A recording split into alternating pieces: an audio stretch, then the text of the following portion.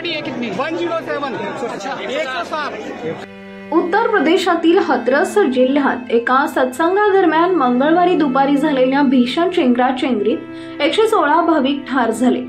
मृतकात महिला, लहान मुलांचा अधिक समावेश आहे। कार्यक्रमाला प्रचंड गर्दी झाली होती। कार्यक्रम संपल्यानंतर भाविक बाहेर पडायला लागले तेव्हा एकाच गोंधळ उडाला आणि चेंगराचेंगरी झाली।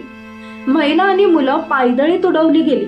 संपूर्ण परिसरात केवळ लोकांच्या किंकाळ्या आणि ओरडण्याचा आवाज ऐकू येत होता। सरकारी रुग्णालयाबाहेर भयावह परिस्थिती होती। रुग्णालयाबाहेर मृतदेहाचा खच पडला होता।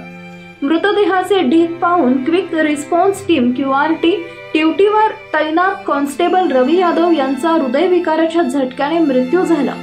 मिळालेल्या माहितीनुसार मृतदेहाची व्यवस्था करण्याचं काम रवी यादवचं होतं। एकाच वेळी अनेक मृतदेह पाहिल्यानंतर रवी यादव यांना हृदयविकाराचा झटका आला आणि त्यांचा मृत्यू झाला।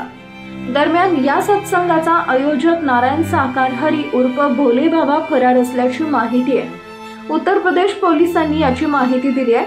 खरं तर हाथरस पासून 47 किलोमीटर अंतरावर सिकंदरा राऊ जवळच्या फुलरई गावात नारायण साकार हरी उर्फ भोले बाबांचा सत्संग आयोजित केला होता।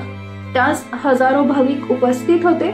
सत्संग झाल्यानंतर भोले बाबांच्या पायाखालील माती घेण्यासाठी भाविकांचे लोंढे धडकले आणि ही घटना घडल्याचं सांगण्यात येते।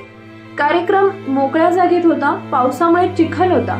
बाहेर पडण्यासाठी लोक धावले त्यावेळी काही घसरून पडले व चेंगराचेंगरी झाल्याचंही सांगण्यात येत आहे।